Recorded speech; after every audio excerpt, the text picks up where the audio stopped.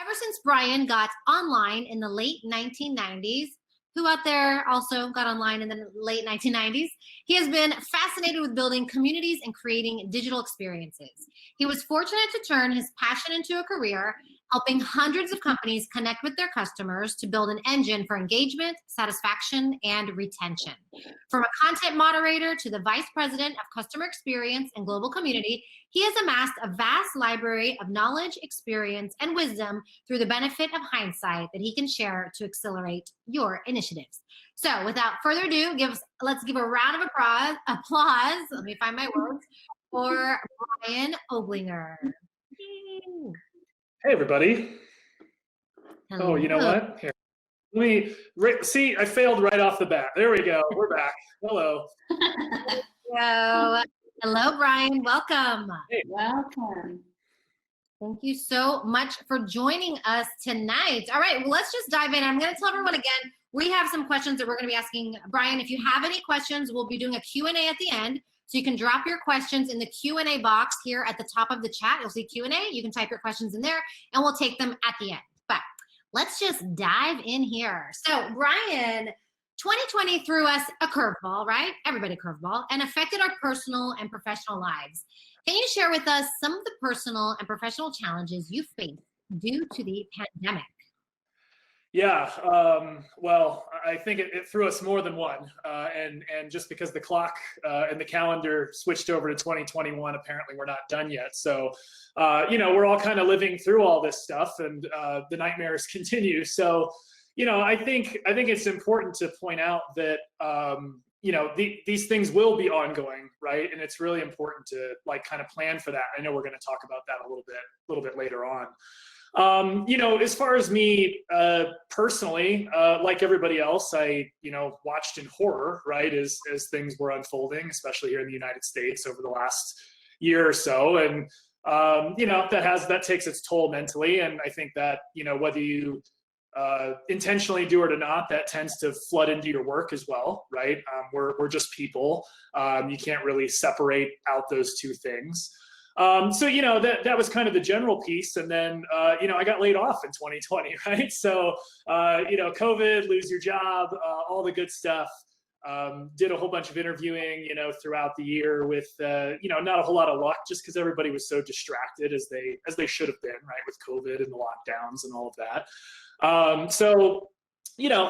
Go through the normal bouts of imposter syndrome and kind of highs and lows and all of those wonderful things. But at the end of the day, I was extremely lucky to, kind of be in the position where I was to weather that storm. And, not a lot of people or other people weren't, right? And so I think it's really important to acknowledge what those struggles are, but also understand the bigger perspective here of where you fit in, kind of on that curve. Lovely, lovely. And I didn't even ask, where are you tuning in from? I'm in Denver, Colorado.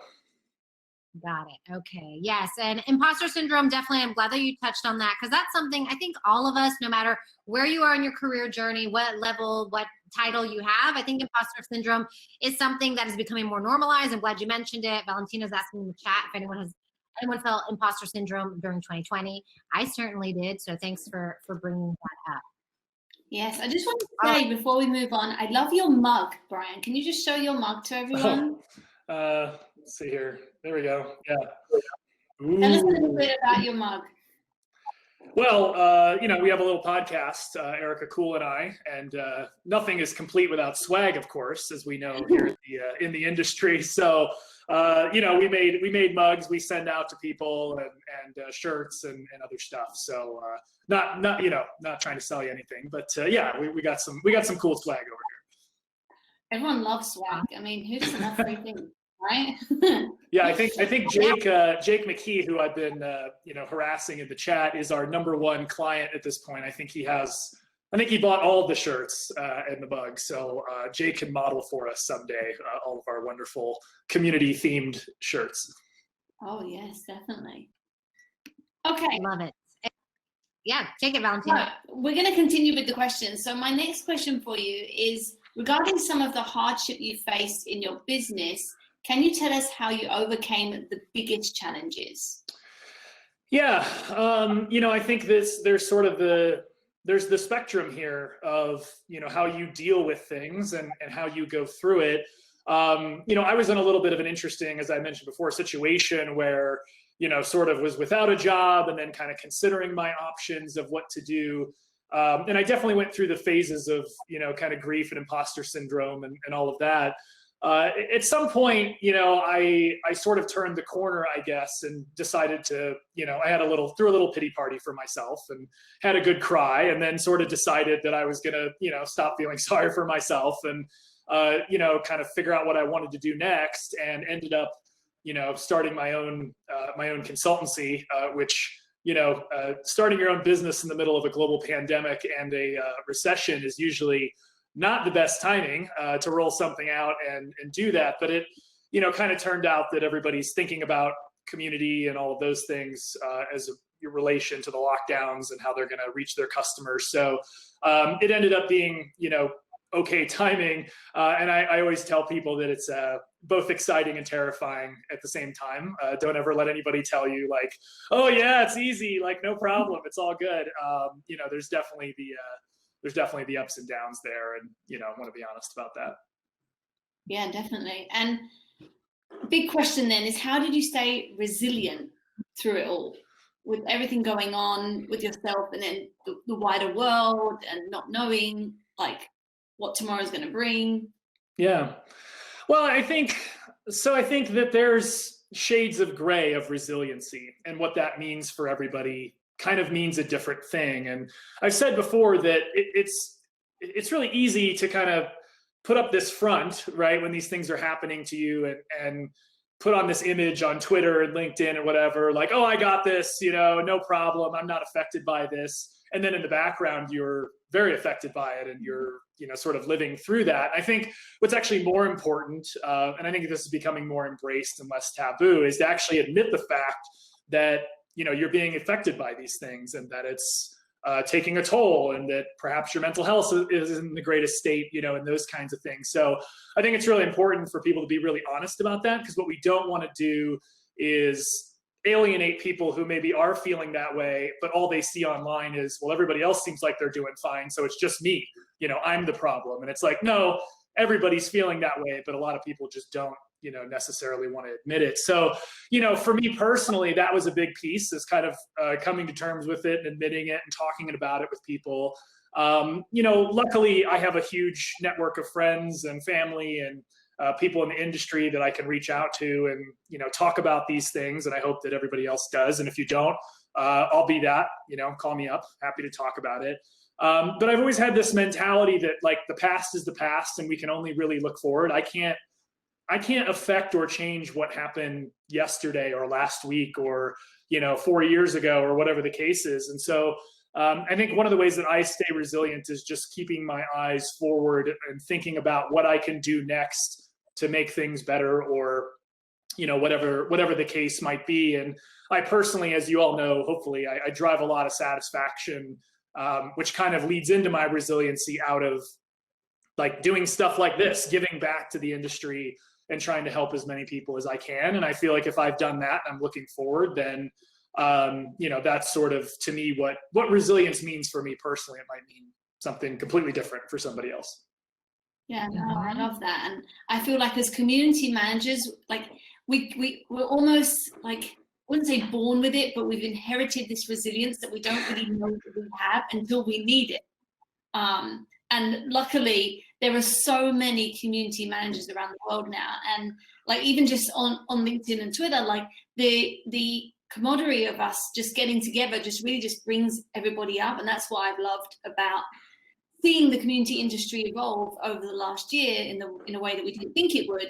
And that's really helped kind of broaden my resilience without me really realizing, if that makes sense. Yeah, for sure. Yes. Yeah, I want to ask you, well, I'm going to ask a question about community and general resilience, but first I want to back up and just ask, going back to talking about your own resilience, you said you got laid off, you're working in community, you got laid off. How did you get into consultancy? Like, where did you decide to pivot? Because that can be a scary leap, to being an employee with that security to then doing your own thing. Can you just give us a little bit of insight into that? Yeah, I mean, so for me, it was kind of like riding a bike a little bit, because I had been a consultant years ago. I kind of got my start in the industry doing a lot of things that could or could not be considered consultancy, but we did a lot of consultancy, and then I sort of broke out of that and, you know, went and built teams at companies to do community. So I've kind of taken the round trip here. And so for me, the work part of it, the actual act of consulting and working with companies and a bunch of companies at the same time, was all kind of normal to me. And really, so the hard parts were, you know, how do you start a business? How do you take that leap? You know, the income side of it, and a lot of those different things. So, you know, for me, but yeah, I think for other people, if you've never really consulted before, that can probably be a pretty, you know, scary thing, and very different as opposed to being a practitioner who's charged with doing that inside of an organization. But I will say that with the way the industry is growing, there's plenty of room on the bandwagon, right? Like, I'm not here to compete with you. Like, there's tons of companies that are trying to figure out, what is this community thing? How are we going to do it? And they need people like us to come in and help fast track that, to make sure that they're on the right track and they're doing the right thing. So yeah, it's been really interesting. But like I said, you know, exciting and terrifying at the same time. That's life, right? That's right. Well, yes. I mean, like you touched on, community became bigger than ever in 2020, especially because people were confined. If we're talking about from kind of society's level, not just companies, you know, we were all confined to our homes. We were seeking connection virtually. How do you think community played a part in society's resilience? Well, you know, so I think if we look at it at the macro level, right? Everybody's always craving.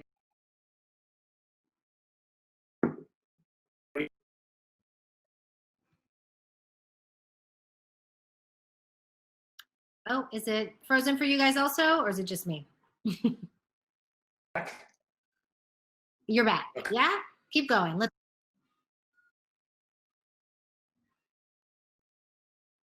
Oh no, we got frozen again. Technology.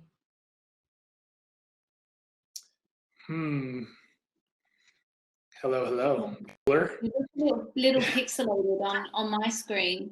Okay. Yeah. Well, we can now. Yeah. Okay. I think we're okay to go. Yeah. Just pixelated. Live events, everybody. Welcome. Welcome to virtual events. Let's talk about virtual events in 2020, right?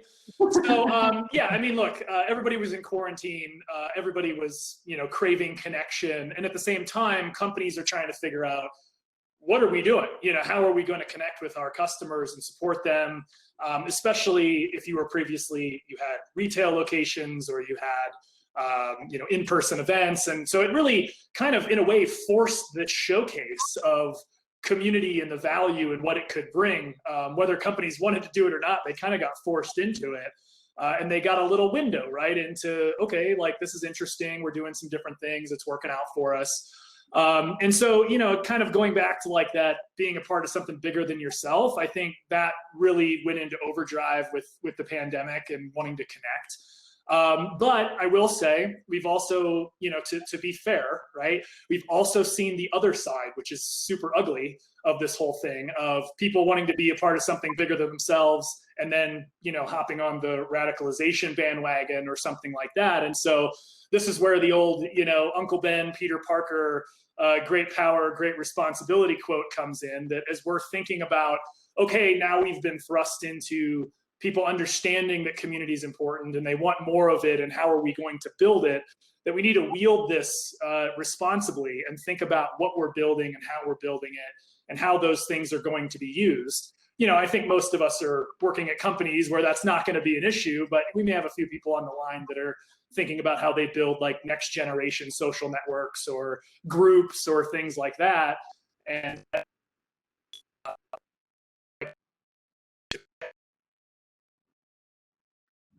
Well, the audio got distorted again. Oh man.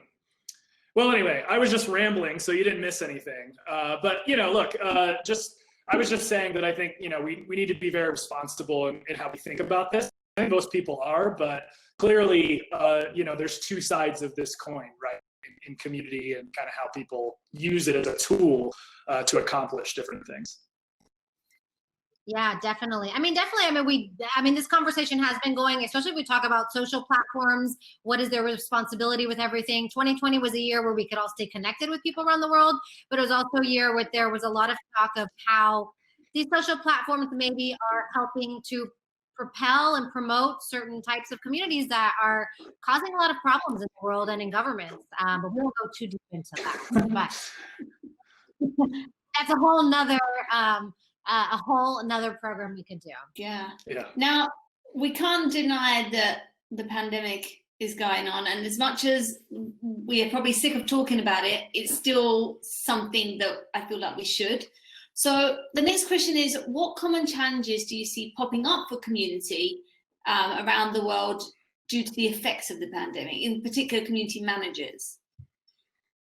Yeah, I mean, I think, as I mentioned before, we're all living through this, and it's affecting all of us in different ways. And it's really hard to, I think, effectively manage your community when you're struggling yourself. And so I think that's been a big theme of the last year, is like, how do we square the circle in terms of making sure that community managers are in a good enough to be able to manage their community and help their members.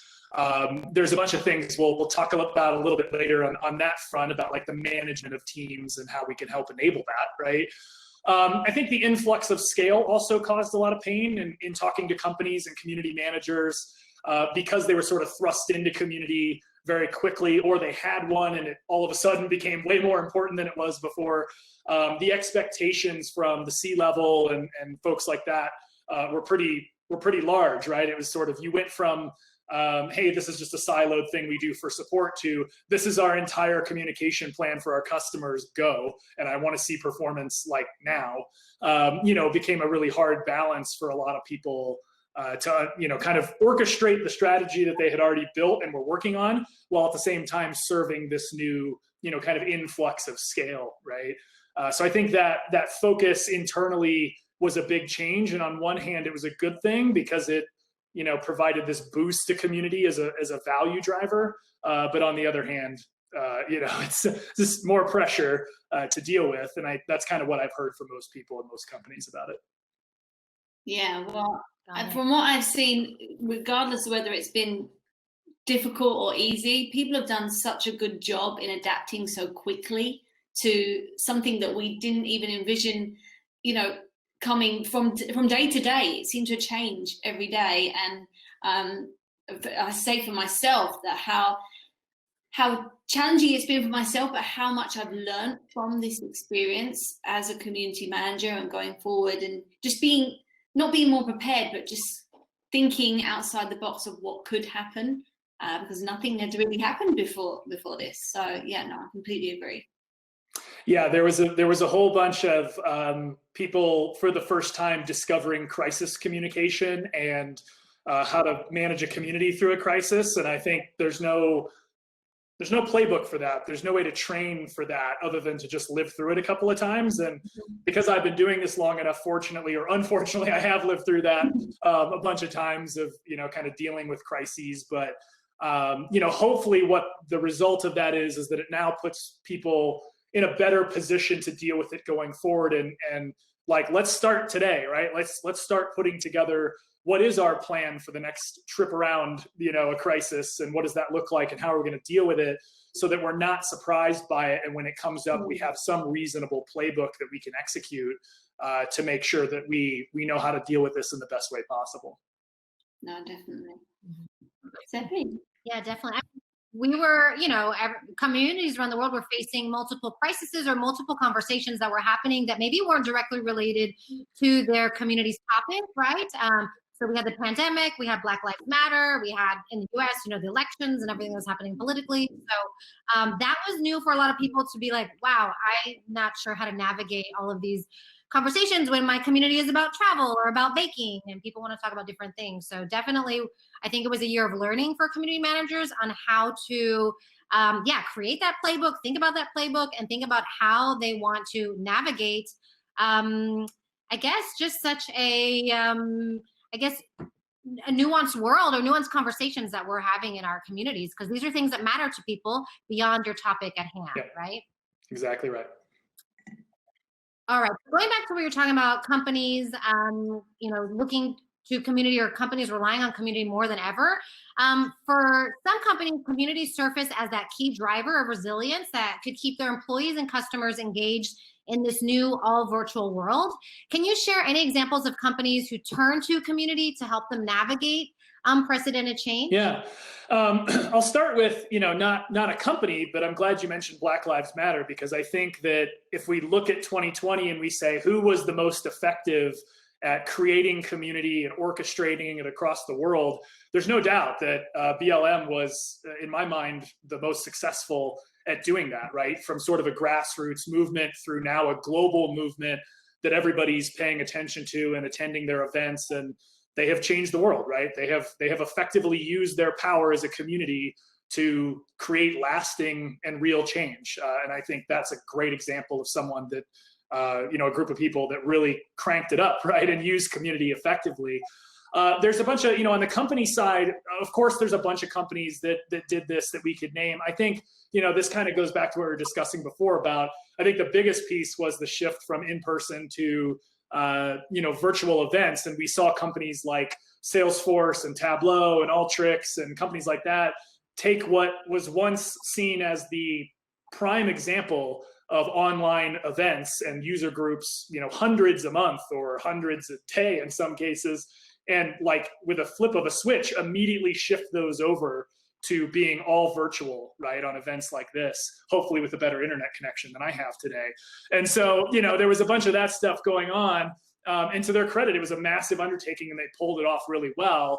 I think in the future, we're going to see, kind of shifting back to the middle, but it was a really good example of like, how do you connect with your community despite the challenges that we're having? And I think events was a really big part of that. And there's just so many stories, I've talked to so many people about how they rethought their entire business model and, shifted it to community. So there's tons of great ones that I'm sure, the folks in the chat are some of the people executing on those strategies, which is fantastic. Great, thank you. Okay, so talking about burnout, I'd love to know if you have any advice for community managers who felt they felt burnt out from the last year and are struggling to find the momentum to push forward in 2021. Yeah, so this is a really complicated question, in my opinion, and people might not like exactly what I have to say about this, but here we go. So I think, first of all, burnout doesn't just happen today, right? Burnout is a symptom of decisions, choices, and leadership that we made probably years ago, right? And how we've structured our teams, how we've thought about the boundaries that we put around our work, and what we're willing to do for our community.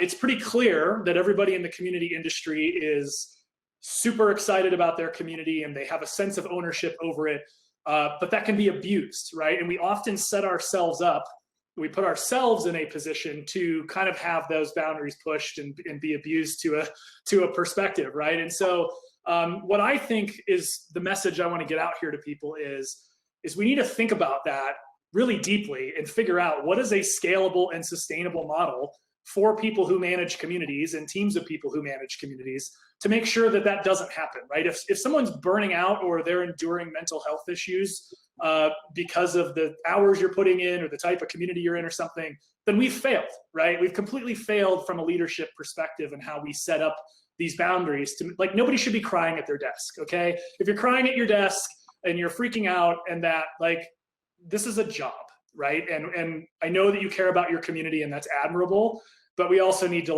understand the reality of the situation here, right? And make sure we're taking care of people. And a lot of that goes back to the leadership level. And what I see oftentimes from the leadership level is more of a treatment of the symptoms rather than the cause, right? So when someone starts to burn out, for example, in a lot of cases, it's like, oh, well, we'll give them a day off or we'll give you a ticket for a massage or something. And it's like, well, you're just treating the symptoms, but you're not actually treating the underlying cause, which is the expectations are inappropriate, we don't have enough resources, we're expecting too much of this human being. I tweeted a big long thread about this during the holidays, right? Community managers are typically the people during the holidays that are going to stay online and, be on their laptop in the middle of Christmas or Hanukkah celebrations or whatever the case is. And that just shouldn't be the case, right? Like, people need time off. They need to go be a human with their families like everybody else. And so we really need to think about, what are those mitigation strategies? How are we going to lead with empathy and set this up the right way? And just to cap off my rant here, if you find yourself in that situation, right, and you've discussed this with your leadership and nothing's changing, it's probably time for you to find a new job. And that's really tough for a lot of people to hear, right? Because again, we love our communities, and I'm not telling you to just quit your job, right? But what I am telling you is that if you are experiencing this in your career, in your life, and you've attempted to make strides to fix it, right, and talk to your leadership and try to, and it's just not happening, you can continue to sit around and hope that they're going to change their mind someday. But my experience is that that's probably not likely. If you've had that conversation, nothing has changed. And now with our new work from home culture, there are a lot of companies out there that are thinking about what is the future of work in terms of work from home and flexibility and empathy for your employees. And so the grass is not always greener, right? But I do think it's important that people understand that they have options and not to feel trapped in a position where it's just something untenable long term. So anyway, I said a lot, but that's how I feel about it. So no, I mean, that's a great answer. And I shared in the chat earlier that there are so many jobs on the CMX job board. So if you are looking to transition into a new role or start in the community industry, there are so many employers that are looking for people right now in all areas of the world, remote, part-time, full-time. So yeah, this is a great time to get into the industry or take on a new opportunity. Yeah.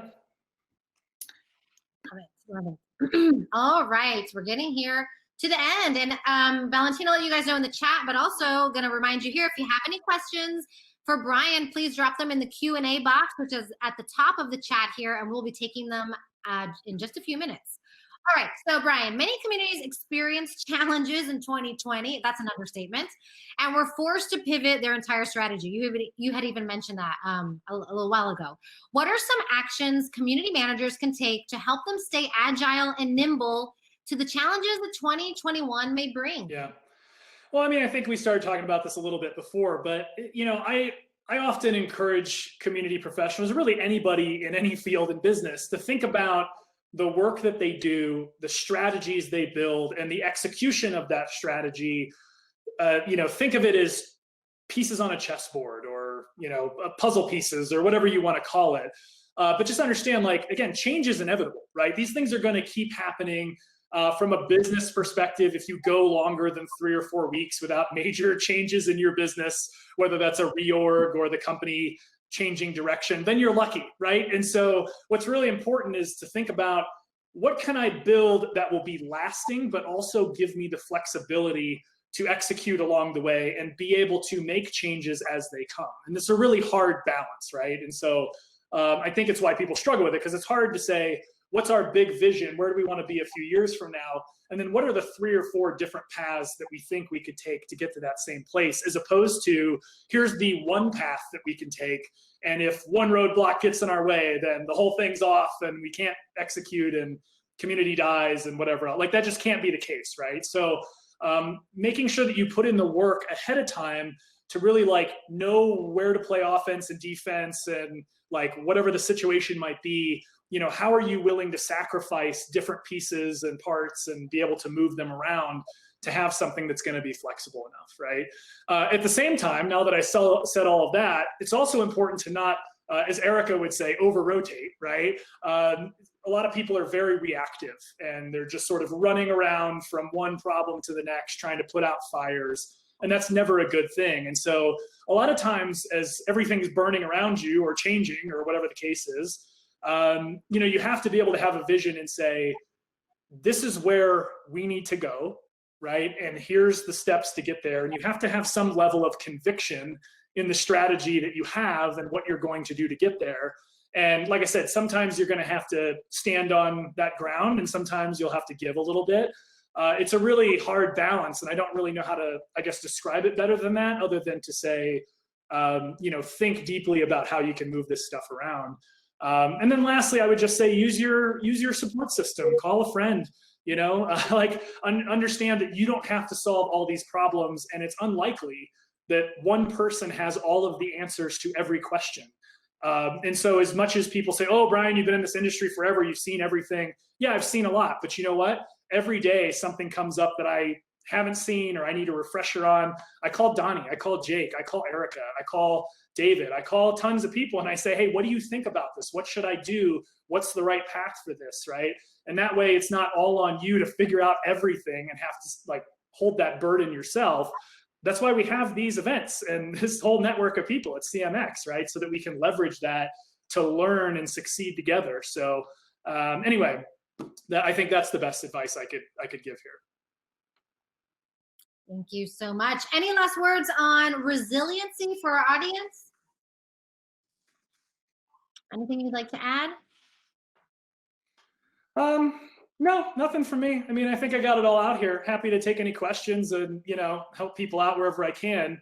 Like I said, I would just end, I guess, by saying, I think resiliency is different for everybody. And I wouldn't get into the comparison game of thinking, oh, well, that person is doing, this or that or the other thing.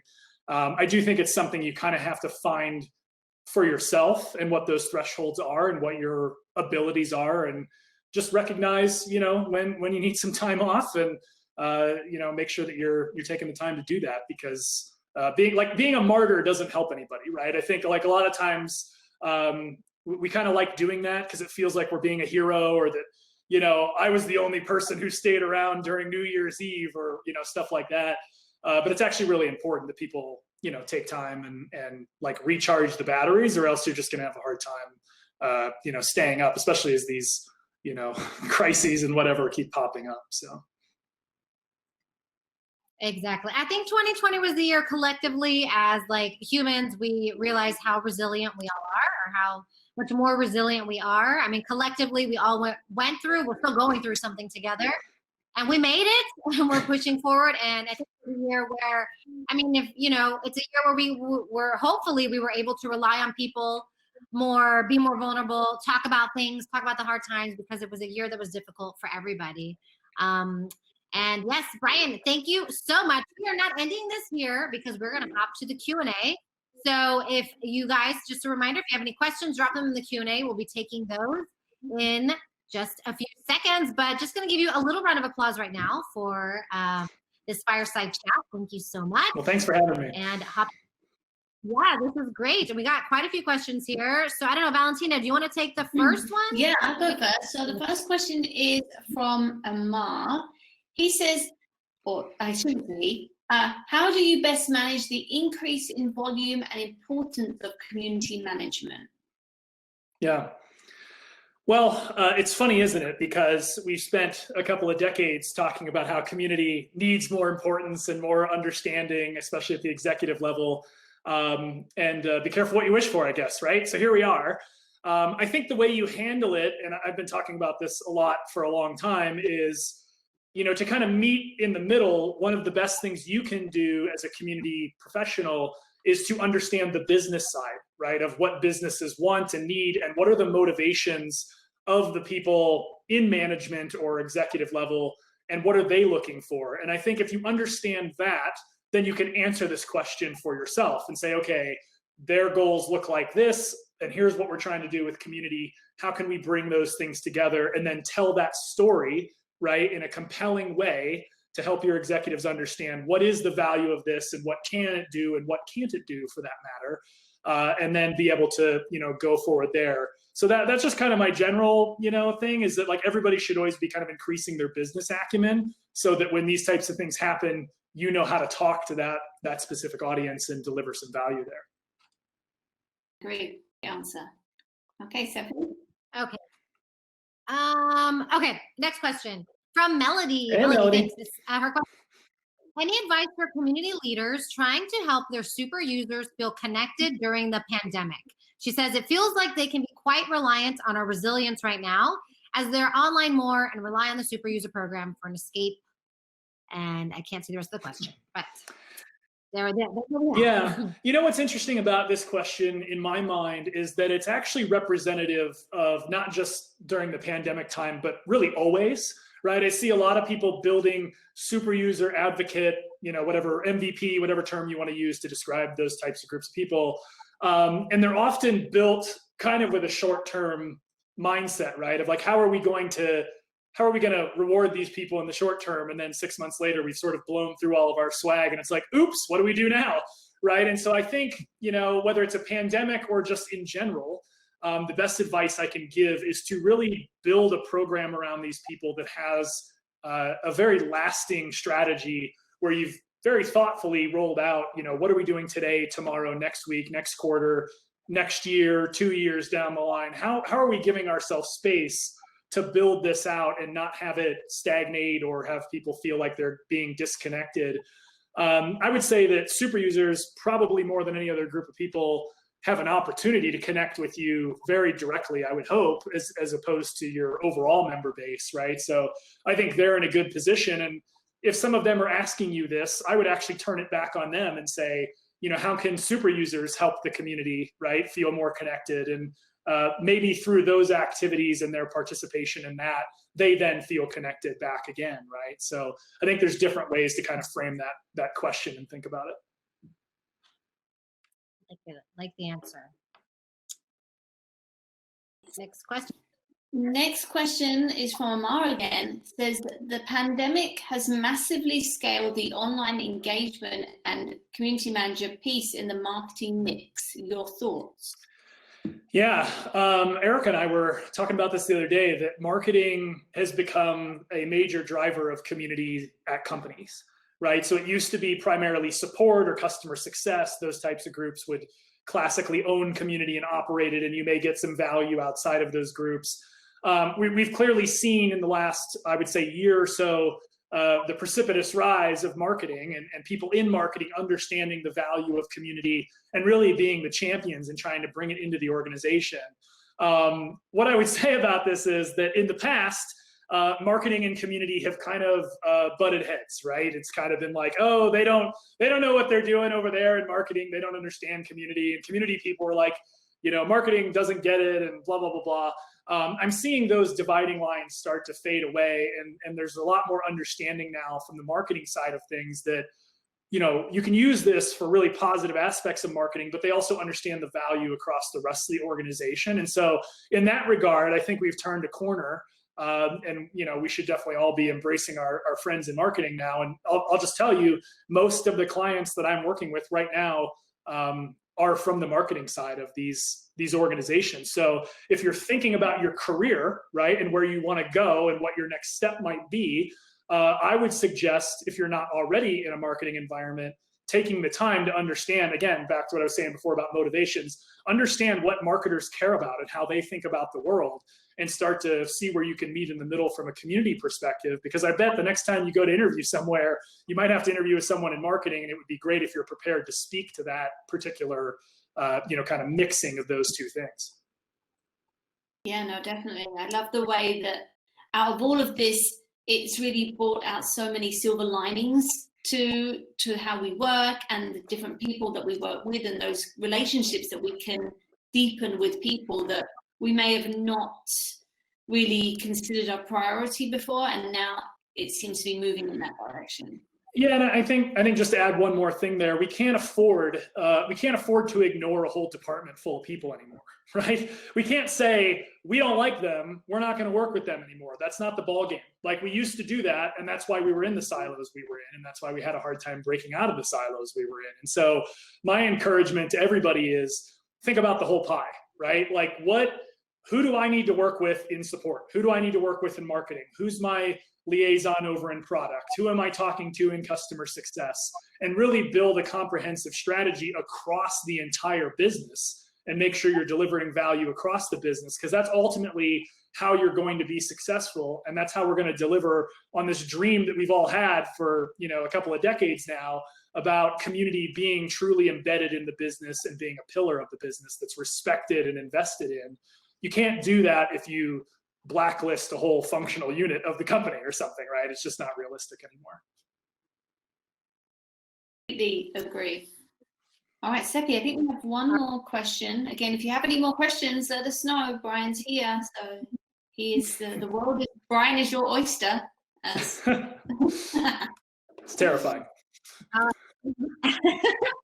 right, next question. Maybe the last question, if there are no more. Lincoln says, as an industry consultant, do you see companies making community a bigger priority, or has it stayed relatively the same or become less of a priority? Yeah, thanks, Lincoln. So a couple of things on this. So number one, yes, it is becoming a bigger priority as forced by COVID and other things. And also, I think for the first time, we have executives that have lived through community at another company, right? So a lot of the things that I hear from leadership at companies is they say, oh yeah, like I start talking to them like, hey, tell me what your view is on community. And I'm expecting them to kind of say, well, we're not really sure. That's why we hired you, you know, et cetera, et cetera. And instead what I get is they say, oh yeah, we've had community at the last 2 companies I worked at. I was a champion of one of them. So they've seen it now, right? And they understand it better. And so that's helping us get into those higher levels, and just generally people in the company having more of a frame of reference, where it used to be we'd go into a company and start talking about community and everybody's eyes would glaze over and they'd be like, we don't know what the hell you're talking about. Now people are just more familiar with it, which makes life easier. On the investment side, they're hiring people like me as a consultant. They're spending lots of money on platforms. There are more community jobs than I've ever seen. There's probably been more community jobs in the last 6 months than I saw in the last 2 decades, right? So you talked about the CMX job board. There's other ones out there. Tons of jobs from all levels, beginner to VP. I mean, so yes, they're very much investing more, but I would say that a lot of them are still very early on in their thinking, right? So it's like they know that they need community. They've heard about it. They've seen it. They want to do it, but they're trying to understand for their organization, what is the specific set of, like, what does community look like for us?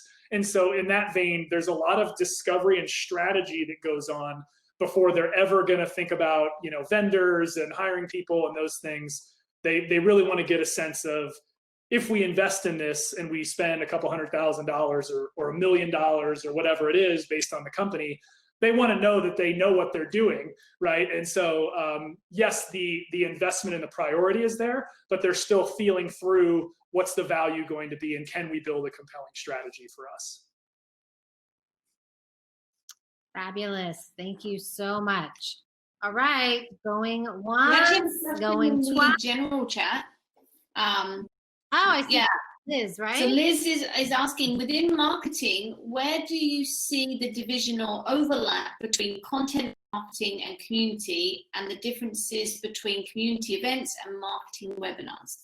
Yeah, I think the answer to your first question probably answers the second one. And so what I mean by that is, if we think about content on a high level, it's like, what is the goal of content? Right, at its most basic form. And I bet if you ask someone in marketing that question and you ask someone in community that question, you might get 2 different answers. You might get 2 answers that overlap a little bit, or you might get the same answer. I think it depends who's there. But to me, the difference is content marketing from a marketing perspective generally means we are pushing out our message to people, right? And we're trying to get them to come around to our point of view. I think most people think of community content more in the vein of how can we enable people to be successful, right? Instead of so much of the how, it's more of the why, right? Why would I be interested in a product or a service like this? And so I think there's some interesting like dividing lines there, but I do think with the integration of marketing and community, you're starting to see those lines blur a little bit more than they had in the past. And so when you think about events, the same thing is true. It really comes down to what kind of content or who's speaking at your events and what are they talking about? And I think that probably gives you a good view about, you know, is this a marketing event or is this a, you know, community driven event, or is there some middle ground? I think the main thing from like if we just back up for a second, think about the customer perspective or the people consuming this content, whether it's an event or, you know, content marketing, it's, do I feel like this is for me? And do I feel like this is coming from a authentic place? And I think that's why you see events becoming such a huge space. because like this, I don't have an agenda. I'm not here to sell you something or, like put up a promo code or whatever. I'm just here to tell you, what I've seen and what's been successful so that you too can go be successful. And I think that kind of authenticity for people is really what they want, right? As opposed to the, hey, we're going to go to like, what was the old thing in sales for like 20 years? Like, we're going to go to Morton's Steakhouse and we're going to, buy you a steak and a whiskey, and then you're going to hear a presentation about our ERP system. I think those days are gone. I don't think many people want to go to those types of events anymore, right? It's not impactful, and they don't get the value out of it as you do like a community-led authenticity, type of play. Got it. And we have another question here from Piper has a question. She says, with regard to the jobs that are posted by companies who have not spent much time with community, do you think that they're expecting too much from that one person's role, that one community role? Yeah, and I can see Lincoln, big fan of the Morton Steakhouse things. Lincoln knows what I'm talking about. So look, I think companies don't know what they want, right? So a lot of times when you look at a lot of these postings for community roles, unless they have someone that's there or a consultant or something that's helping them draft these job descriptions and saying, here's what the actual role should look like, for the level and the compensation that you're trying to put together and your goals. A lot of times they're just going around the web and copy and pasting other stuff that they've seen, from other job postings for community roles, because that's the only frame of context they have. And what happens over time is it becomes a game of telephone, where if I create a job description today and it has 10 bullets and 3 of them are bullshit, and then someone comes and copies that a day later, now they have those, and then someone copies them and they added a couple of like BS ones in there. You can see how quickly that can get out of hand, right? And so what's actually really important is that people like us that have been in this for a long time help them understand, here's what an actual job description and reasonable expectations for the compensation that you're willing to pay looks like. And I will say, going back to the earlier question about the investment, almost every company that I'm working with right now has requested this as part of the engagement, that I help them write job descriptions, post it on their site, and then recruit. So in that way, I am kind of actively being a part of that solution, but it can't just be me, right? We all gotta like kind of do this together. And I think, over time, if we do that really well, then we'll kind of normalize out what these roles and expectations and compensation is. And hopefully that's better for everybody. That's my hope. Fabulous. All right. I think that is all the questions. Thank you guys for all of your wonderful questions. Let's give another wonderful round of applause to Brian. Thank you so much for all of your insights, Brian, and for your time tonight. I really learned a lot and hope our audience did too. Let us know in the chat, y'all, if you learned something. What's your favorite takeaway? If you didn't learn anything, just tweet insults at me. Just go that route. But thank you for having me, everybody. I really appreciate it. Hopefully we can, kind of continue this on Twitter and LinkedIn and wherever else you like to hang out. We'd love to, kind of chat further with people. Yeah, I was just about to say, where can everyone get in touch with you? LinkedIn, Twitter, anywhere else that you're around? Cup and String, MySpace. Yeah, I'm pretty much Brian Oblinger everywhere. So I'm Brian Oblinger on Twitter, LinkedIn. Obviously, we have the podcast In Before the Lock, which I think the link is in the description of this event, so you can go find us there. Come find us and love to talk to you about it. Perfect. Well, thank you once again, Brian. So much great information that's been shared. We are recording this, so if anyone wants to rewatch it because of so much information we've shared, we'll pop it out very shortly. We've just got a few little announcements before we head on out this evening.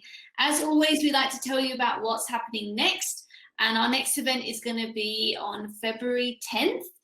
We have yet to decide a topic, so if you have a topic in mind that you would like us to cover, pop it in the chat now so that me and Cepee can figure out how we can bring you more value to these CMX Connect events, because we want to know what you want to know about. So let us know. That's going to be on February 10th. In the meantime, though, if you want to be more social with us and with CMX in general, there's so many ways you can do it. First of all, if you're not part of the CMX Hub group on Facebook, if you're a Facebook user, there's over 10,000 community professionals in there. with daily posts, people looking for different advice and sharing information with each other. You can also, if you're on Slack, there's the Community Managers CMX Slack channel. Again, lots of activity going on in there as well. We also have a group, CMX Connect Madrid. If you want to join us, you don't have to be based in Madrid to join us. And also, if you love listening to podcasts, there are a number of podcasts. There's the C2C podcast by Bevy, which Beth McIntyre hosts. And then there's also the Masters of Community with David Spinks, which has so many great people on the show talking about all different types of community topics. So lots of ways to get involved. Be sure to connect with myself and Cepee on all the socials. We share lots of different community resources as well, because that's what it's all about. It's about helping each other grow and thrive as community professionals. So we hope we can help you. One last thing before you go. Once you leave this event, you'll shortly receive a feedback form. If you would take just a few minutes to fill that out for us, we'd be really grateful. And other than that, I don't think we have much more to say this evening. Cepee? No, I'm just going to drop some of the links that you mentioned there. I just want to thank everyone again for joining us for our first CMX event of the year 2021. We're all here in the future. Oh yeah, look, those links didn't post well either. Okay, well, you have them there. But thank you so much. We're excited to see you guys in February. Again, if, like Valentina said, if you think of any topics, let us know. If you're an expert and you would like to talk, let us know. Reach out to us. We're happy to chat with you all. But thank you guys for joining us today. Yes, thank you. Have a wonderful Wednesday, and hopefully we will see you at the CMX Community Industry Awards on January 25th. And don't forget, on that day, that is the day for us. So if you're on the social channels, make sure you hashtag CMAD. I think CMAD or CMAD 2021. There's going to be so many people on there. It's really great. Last year, it just blew up Twitter. It was just so great to see everyone coming out and celebrating virtually. And hopefully we'll do the same this year. That's it. Be resilient, people. And if you ever need to reach out to anybody, we are open. Our doors are always open. Just send us a message and we'll be there to help you wherever we can.